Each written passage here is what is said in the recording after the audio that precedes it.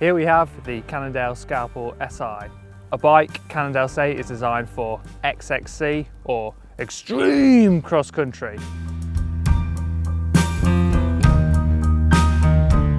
Marketing jargon aside, what that basically means is that this is Cannondale's answer to the increasingly technical demands of cross-country racing. The races got shorter, the climbs punchier, and the descents way more technical.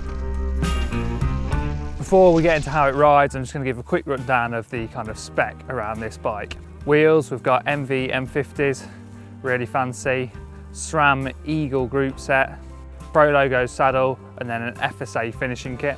SRAM level ULT brakes, and finally it came with Schwalbe Racing Ralph tyres in the snakeskin format, but I've changed it to some slightly grippier rubber for the wintry conditions. I've also got a Stages power meter fitted to it for some tests we've got coming up soon. It also came with a SRAM Eagle crank, but as this is my long-term bike, I've actually upgraded the crank to a Cannondale hologram, as you can see down there. The reason I did this is because the OEM SRAM Eagle crank has a really wide Q factor for a kind of XC bike, a bike where pedalling is important. The Q factor was 188mm. With the Cannondale crank, which is designed for this kind of bike, that's 175mm, so quite a bit narrower. Good for me because I've got narrow hips, and it just makes pedaling the bike a whole lot better. The last interesting thing about the setup is that it had a SRAM Eagle chainring on it. Now, SRAM recommend that you should only run an Eagle chainring with an Eagle group set. As you can see on mine, I've got the kind of regular Cannondale chainring, and so far I've had no issues with it, even though I'm running a dedicated Eagle chain. It might be a tiny bit noisier, but you hardly even notice it, so it's all good for me. Cannondale are known for doing things a bit differently. Obviously you've got things like the lefty fork, that's kind of glaring thing right there. But there's some other really interesting things on the SI race bike that aren't quite as obvious when you first look at it. Perhaps the most interesting one is the asymmetric rear end. So in order to keep the chainstays really short, which helps with kind of power transfer and climbing and the overall geometry of the bike, the Cannondale chainstays are 425mm.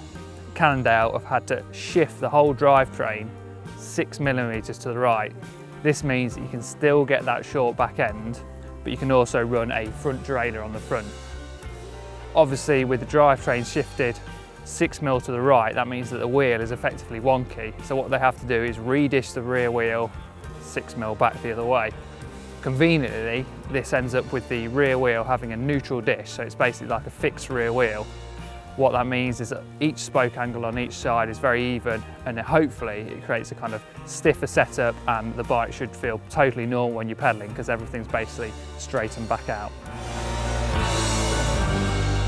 I was a bit sceptical of the asymmetrical rear end at first because it sounds like a bit of a marketing gimmick, and it's obviously a bit more faff because if you've got any spare wheels, you're going to have to redish all those spare wheels to work with your new bike. But after riding it, I've found that you do feel that extra stiffness in the rear end just because of the neutral bracing on the rear wheel. The bike just has a much more direct feel to it when you're putting the power down or sort of going down gnarly descents. We've already mentioned the bike's designed for XXC, so the geometry has been slackened and lengthened out a bit to cope with those kind of demands. Head angle 69.5, nothing groundbreaking but relatively slack for an XC bike. The fork offset is 55mm, and then you've got 760mm wide bars. All of those things translate into a bike which has kind of relatively more trail friendly geometry and is definitely not as kind of steep and narrow and twitchy of XC bikes of old.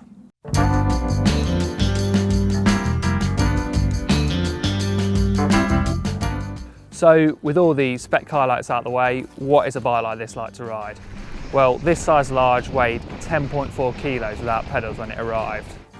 That's pretty light for a kind of big XC race bike. So as you can imagine, climbing, it feels amazing. You'd expect that. It sounds really cliche, but when you're putting the power down, that's whether it's locked out or in fully open mode, it feels like all your watts are going straight to the pedals, whether you're seated or standing. I'm not a biggest fan of the lockout. When you have the bike fully locked out, it basically turns it into an almost fully rigid bike, front and rear, and it's almost too harsh for kind of any technical climbing and stuff like that. That seems to be a sentiment that's echoed by a lot of Cannondale Factory Racing's pro riders that have ridden this bike, and I think they go for a custom shock tune on the front, just to add a little bit of bob into the bike when they want to climb with it fully locked out. That being said, with the main pivot located just above the chainring, it means that the pedalling manners are really good when you run the shock open all the time, so that's basically what I've been doing. Lefty forks have a bit of a bad reputation in the kind of longer travel guises on the bigger trail bikes, but in this shorter travel spec, like on this race bike, I've had no issues with it. It works really well. They're very light, very stiff, fore and aft, and you might think they're going to track funny because all the weight's on one side and it's going to pull to the left, but it doesn't at all, and I've really enjoyed it. So on the whole, the Scalpel made a good impression on the climbs, as you'd expect from such a light race bike, but where it really shone and where it really impressed was on the descents. With the wider bars, slightly longer reach and relatively shorter stem for a Cannondale, plus obviously the slacker geometry, the whole bike, it's another cliche, just inspires a lot more confidence on the descents. You don't feel quite as pitched over the front of the bike when you're going down steeper stuff or rocky stuff, and it just allows you to push a bit harder, and it just feels a lot more like riding a trail bike does, really. A good sign for me was that I was able to take this bike to some relatively gnarly trail centres like Bike Park Wales. With some other testers, I went with Seb Stott. He's a really fast trail rider. He's ridden in the Enduro World Series, and I was able to just about keep up with him on some of the red runs on this bike. Again, it really just helped me pin it down the descents.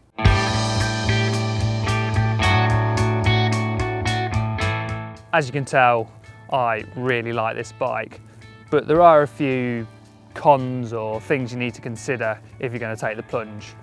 The first one is the seat post layback. On this large, it's a bit too far, and I think to get the right fit for an XC bike, most people would want an inline post. As you can see, I've got that fairly far forward, and it's still, for me, not far forward enough. As I've already mentioned, the Q factor on this SRAM Eagle model is way too wide for a kind of cross-country bike, so you'll probably want to upgrade that crank. I do really like the 760mm wide bars, but I think in a race situation or in really tight single track, it might be just a little bit too wide, so you might want to consider some narrower bars. Finally, it's just a small point, but with the lefty, if you're turning to the left, you can only turn that far before the fork hits the top tube. On really tight climbs, you might find that if you're turning to the left, you can't quite turn far enough. There's also the compatibility issues that arise with having a bike that has so many proprietary components. So we're talking about the neutral disc rear wheel, the custom crank set, and the lefty fork. With this bike, they're going to be expensive repairs. Now we're on to price. As you'd expect, this bike is not cheap. It's around £6,500 to £7,000, and it's a hell of a lot of money. But if you want the best, and if you want what the pros ride, this is it. There are cheaper versions. There's a cheaper carbon layup version, and there's also an aluminium version, so hopefully that'll suit more budgets. Even crazier is that there's an even more expensive one than this. There's a black one which is like 10 grand or something like that, which is just mental. But with all that said, this is a seriously capable race bike. You're definitely not going to be able to blame your bike for losing a race, and it's the closest bike I've ever had that blurs the lines between a bike which you can race properly and then the next day go to the trail centre and have fun with your mates. If you want something that stands out from the crowd and dares to do things a bit differently, then the Cannondale Scalpel is well worth a look.